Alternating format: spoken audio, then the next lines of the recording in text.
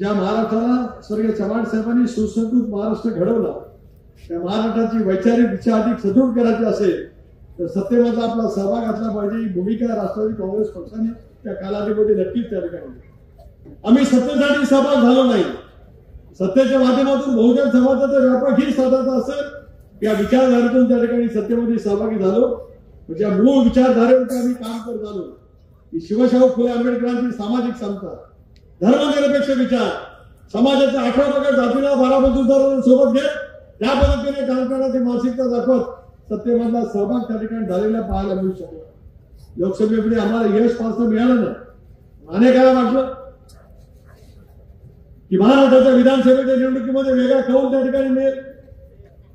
मला आठवतं विधानसभेच्या निवडणुकीला ज्यावेळेला आम्ही सामोरे गेलो, लोकसभेला राष्ट्रवादी काँग्रेस पक्षाकडून मी एकटाच त्यावेळेला निर्वाचित झालो, पण महाराष्ट्राच्या विधानसभेला समोर जात असताना किमान 10-20 मुख्यमंत्री त्यावेळेला तयार झाले। अनेक मंत्रिपदाची शपथ घेण्यासाठी आतुरलेले त्या कालावधीमध्ये, परंतु सर्वसामान्य माणसाच्या हिताच्या दृष्टिकोनातून लाडकी बहीण योजना आपले नेते अजितदादांच्या सभागृहामध्ये घोषित केली, तर अनेकांनी त्या योजनेवरती टीका त्या कालावधीमध्ये केली।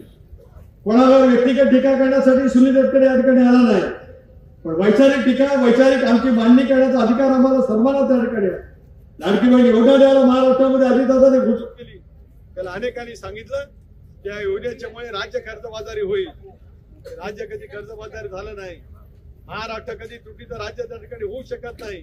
महाराष्ट्र संपन्न त्याच्या वाटेवरती जाणारा विचार करणारे एक राज्य त्या ठिकाणी आहेच, पण शिवशाहू फुले आंबेडकरांचा एक जाज्वल्य इतिहास मनामध्ये ठेवत मार्गक्रमण करणारं राज्य त्या ठिकाणी आहे। त्याचा उल्लेख निश्चित आता तुम्ही या ठिकाणी केला। आष्टासारखं शहर उद्याच्या भवितव्याच्या काळामध्ये प्रगती पथावरचं एक शहर तयार केलं। पेठ नाक्यापासून सांगलीपर्यंत जाणारा हा आता चौपदरी रस्ता या ठिकाणी झाला। कोल्हापूरच्या परिसरामध्ये मोठ्या प्रमाणावरती विमानतळ होत असताना नाईट लँडिंग त्या ठिकाणी आहे। सहकार आहे, नागरिकांना होणार आहे। वेगवेगळे उद्योग प्रदूषण वेळ त्या सगळ्या परिसरामध्ये येते। त्याला आष्टासारख्या नगरपालिकेमध्ये 24 तास लोकांची सेवा करणारा कार्यकर्ता त्याकडे असणं अत्यंत आवश्यक होऊ शकतं। त्याची पोटनिक माझ्यासारख्या कार्यकर्त्याने ऐकली।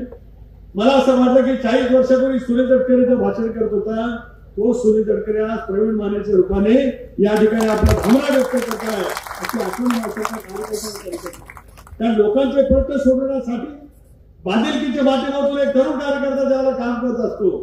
मला माहित नाही कधी यापूर्वी कधी या ठिकाणी येण्याची संधी मला मिळाली नाही, कदाचित कोणी मला या ठिकाणी येऊन दिलं नसेल, मला माहित नाही। पण आजच्या या चौकामध्ये ज्या प्रचंड संख्येने तुम्ही या ठिकाणी जमला, समोरी जनता उभी आहे, याही बाजूला सगळे या ठिकाणी उभे आहेत, याही बाजूला मला त्या ठिकाणी वाहतुकीची कोंडी झाली पण चालत या ठिकाणी यावं